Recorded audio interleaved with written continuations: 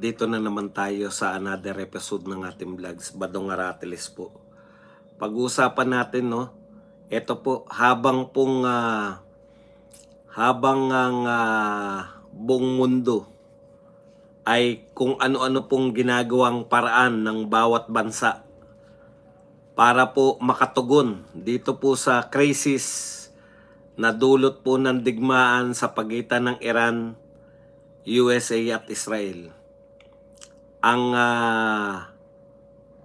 gobyerno natin, ang bansa po natin, nasa denial stage pa rin po. Ibig sabihin, ipinangangalandakan pa rin po ng mga ito na tayo po ay normal pa po ang lahat, wala pa pong krisis. Alam niyo po, pag mali po ang pananaw ninyo sa bagay-bagay, mali din po yung aksyon. Hindi na nga po marunong umaksyon tong gobyerno na to sa normal na sitwasyon. Paano ka patutugon kung may krisis, kung hindi mo nire-recognize na may krisis? Di po ba? Ganyan po eh. Addict lang talaga. Parang addict po yan. Wala po akong pinagbibintangan na addict. Parang yung addiction po yan, nasa denial stage. Hindi ako addict. Gumagamit lang ako. User lang. Kontrolado ko po ang sarili ko. Ito po, ang pinakamaganda pong halimbawa na kung saan po mali na yung direksyon ng Pilipinas. Wala po tayong kakayahan tumugon sa krisis.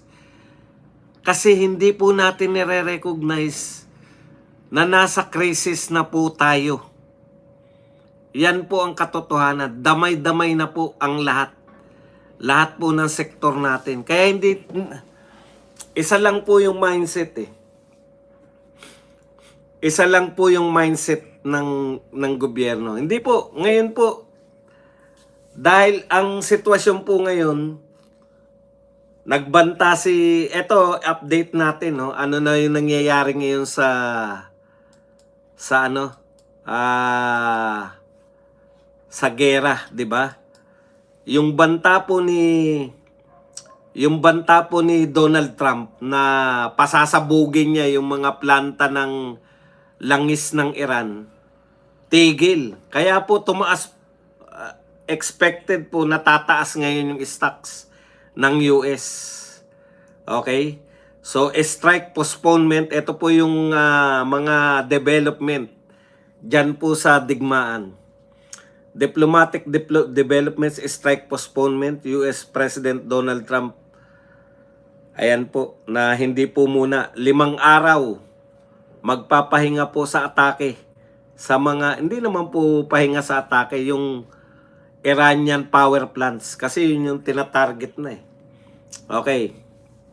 Tapos mukhang meron po silang very good and productive conversations para po matigil na yung digmaan. Pero tignan nyo po sana, hopefully, lahat po tayo nananalangin na sana matigil na. Pero tignan nyo po, bukod sa wala na tayong kahandaan, hindi pa natin kinikilala talaga na may krisis. Hindi pa rin sa kanila krisis. Dito sa gobyernong ito, hindi pa rin krisis kung yung triple digit na yung ating gasolina rito. Yung ating pong crudo. Yung ating pong diesel. 100 plus na.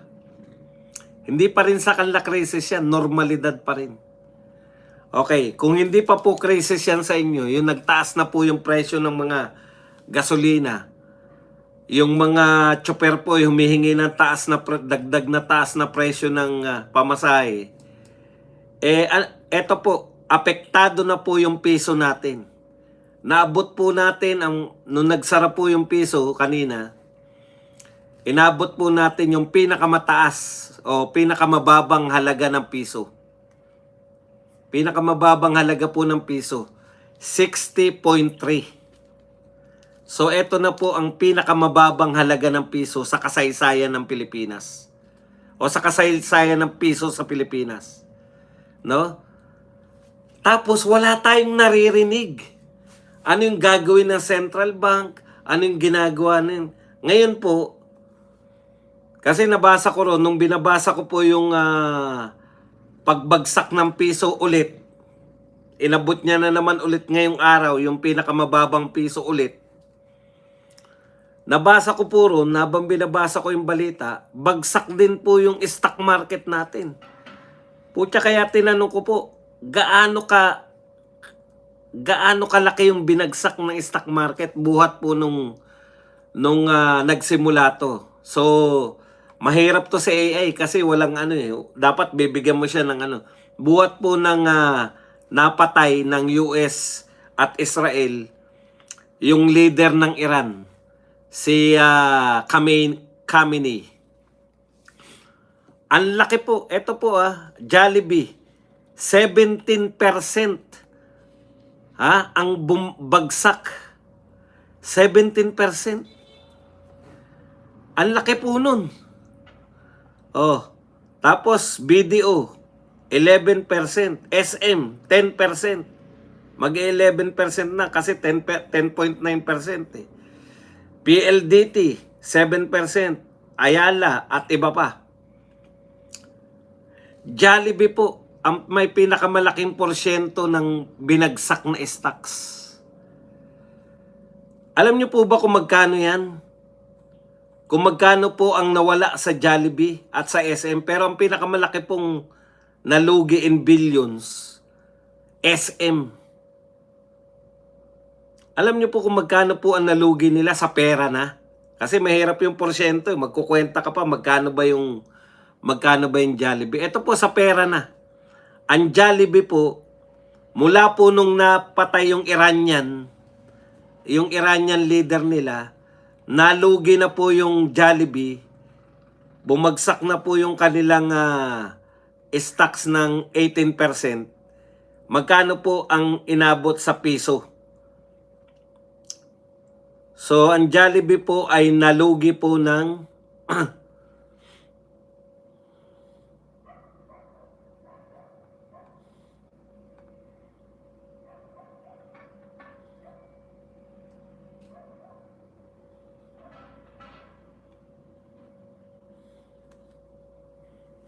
46.3 billion. Jollibee pa lang yan, 46 billion. Ang laki nun. Buhat lang nun nawala si Khamenei. Ganyan na po yung pagbagsak ng Jollibee. Yung SM mas malupit. Bagamat kasi mas mayaman yung SM eh. Kaya mas malaki po yung nalugi ng SM. Ang SM po, buhat po nung February lang, March lang ngayon buhat po na nagsimula to, yung tinira nila si Khamenei. 93.9 billion ang nalugi sa stock market ng SM. 93.9 billion. Pucha, ang laki-laki na po niyan. BDO, 81.7 billion. SM din yan. Naknam po pa. Diyan ako nagbabangko. Kunin. Puta, yari tayo dyan. ICTSI. Ito po yung pag-aari ng pinakamayaman. Si Rason. Nalugi po yung International Container Terminal. Sa stock market lang to Hindi po to yung lugi na Ibig sabihin, kahit po kumakain tayo sa Jollibee, kahit po yung sales ng Jollibee kumikita, yung stock market po bumagsak na. Yung worth ng Jollibee, bagsak na siya ng ganong bilyon. Tapos eto, Ayala Corporation, 22.9 billion. Napakalaki po ng Hindi po. Eto lang po to. Ang lugi po na pinag-uusapan natin, hindi po taon. Eto lang po. Mula February lang. Mula February 27 hanggang ngayon, March 23, 2026. Nalugi po yung SM na 93.9 billion. Wala pa pong isang buwan. Mag-iisang buwan pa lang. Ganyan po ang laki kasi po Ang paliwanag po dito, yung mga siyempre, pera po yan eh. 'Di ba? Kunwari ikaw, nag-invest ka sa SM, no nagkagera, putya, withdraw mo kaagad yung investment. Yung ininvest mo dyan, winidraw nila. Teka muna, hawakan ko muna tong pera ko. Mahirap na. Wala ka naman nakikita sa gobyerno natin na plano-plano. Dinideny nga nila eh. Dinideny nila. Siyempre, hindi po kikibutong mga ano na to kasi po, pag kumibo po sila na bagsak ang stock market, lalo pong, kunwari ako may investment po ako sa SM, puta, baka maubos na yung ano ko. Yung nilaga kong pera dyan sa SM, kunin ko nga muna. Yan po yung nangyari. Kaya po biglang bumagsak po yung kanilang stocks. Eh, hindi natin alam kung makaka-recover pa yan kasi ang galing ng pamahalaan natin. Wala kang naririnig eh. Wala po naririnig yung mga tao ng plano eh. Ang lagi nyo lang naririnig, ayuda, mamimigay ng 5,000, mamimigay ng 5,000.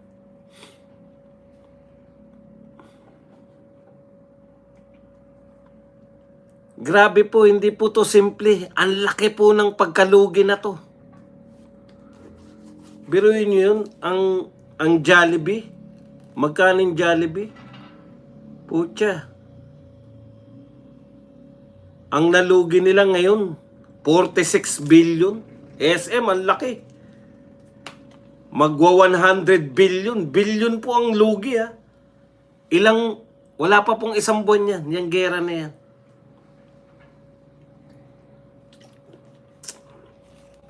Kaya kung wala pa po kayo nakikitang krisis, ano po yung tinutugunan pa lang ng ating gobyerno? Ang tangi niya palang tinutugunan, ayuda pa lang sa mga driver. Driver pa lang sa Metro Manila. Hindi pa nga nakakapamigay ng ayuda sa ibang lugar eh. Umaangal na yung nabigyan ng ayuda eh. Bakit? Ubus na eh. 5,000 sa tingin nyo ba tatagal yung 5,000 na yan? Ubus na yung 5,000 pinang-ayuda nyo. Wala tayong, kumbaga, nag-press conference pa sila na bigyan natin ng emergency powers si BBM. Binigyan ng emergency powers. Ano nang nangyari sa emergency powers? Hindi naman, alam nyo po bang gamitin para saan yung emergency powers? Para mapababa ang presyo ng langis. Wala po tayong nakikita eh.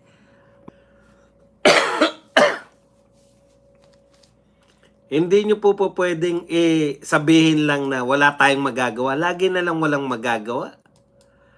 May nagawa sana kayo. Sabi na sa inyo eh. Sabi naman po sa inyo eh. Si Tatay Digong, nagawa niya na po, nailatag niya na po yung gagawin ng isang matinong presidente. Sinimulan niya na makipagkaibigan sa Russia, sa China at iba pa. Hinayang na hinayang po ako kasi yung sinasabi ni Pangulong Marcos ngayon na solusyon, makikipag-deal with China, makikipag-deal with Russia. Sana hindi na lang tayo nakikipag-deal ngayon kung tinuloy mo lang yung ginawa ni Tatay Digong, friends to all, enemies to none. Mukha po akong pabalik-balik kay Digong kasi wala pong ibang way. Pangmatagalan po talaga to. Gusto mong umunlad ang bansa natin? Tsatsagain mo yan. Makikipag-diplomatic relationship ka sa mga taong pwede mong maging katulong para umunlad yung bansa mo.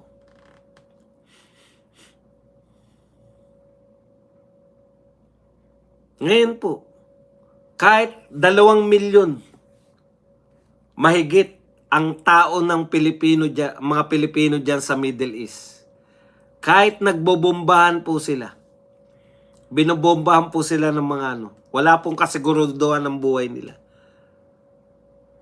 Ang dami po nagsabi kahit sa program namin kanina sa Birada Aguila, hindi kami babalik sa Pilipinas. Magtatago na lang kami ng bomba kasi wala namang programa para sa amin eh. Babalik kami dyan para saan? Pagkatapos, halimbawa, bumalik sila.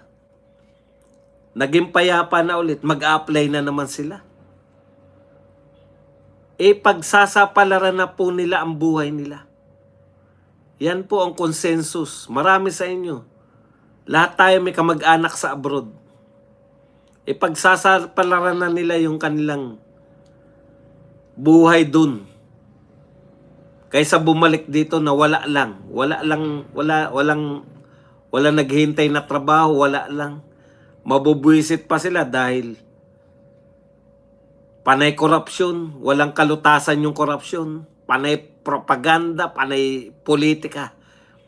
Inuuna pa rin po yung politika. Si Anticler ang tagapagdala ng masamang balita sa atin eh. Anong dinidiscuss ni Anticler? Binabanatan si Toby Chanco. Binabanatan si BP Sara. Naghamon ng debate kay BP Sara. Binabanatan si Libiste. Magpe-presscon ka para lahat sa'yo, nakatutok kay Anticler ang presscon niya. Ikaw ay tagapagsalita ng Malacanang. Malacanang press officer ka. Pero ikaw, hinahamon mo ng debate si BP Sara. Hinahamon mo si Chanco na maglabas ng ebidensya. Hinahamon. Sampakan ng kaso dito kay Leandro. Ginagamit mo yung Malacanang press corps para sa sarili mong kasikatan. Nadaig niya na ngayon si Tulfo eh. Ginagamit niya yung Malacanang press corps, yung kanyang mga press conference, para i-promote yung kanyang vlog. Yung kanyang personal vlog. Alam nyo, takantaka po ako. Galing po ako sa gobyerno eh. Pwede pala yung ganyan.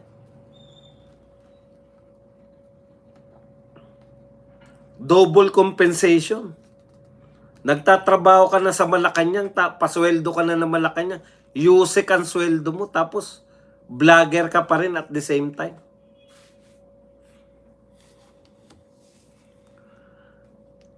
Hindi ko na po maintindihan. Meron po ba kayong narinig na eto gagawin natin sa crisis na to? O meron, magtatayo ng crisis committee. Para saan? Parang ICI. Para kunwari may ginagawa. Lumang tugtugin na yan, Mr. President eh. Ang gusto naming marinig, ano gagawin mo ngayon? Tapos na. Ayaw nang umalis ng mga... Kung ayaw na nila magpaligtas doon, paano na? Kaya ayaw nilang umalis doon sa... Halimbawa, Mr. President, inoperan mo sila, lahat ng babalik sa Pilipinas, meron kayong nakalaan trabaho. Kung wala man kayong dadat ng trabaho, may sweldo kayo sa loob ng 6 na buwan. Sinong hindi uuwi?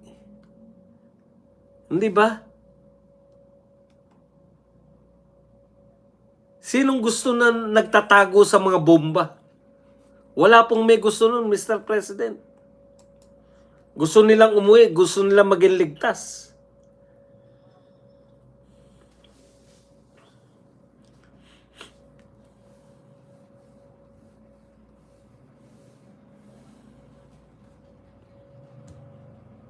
Tapos, hindi naman po sa naiinggit kami, Anticler, no? Dangling. Dangling yung earrings mo. Mukhang mamahalin. Sa kabila ng krisis, magpapakita ka ng mga ganyang alahas. Diyos ko. Kala mo atin ng party. Magpe-press ko, no?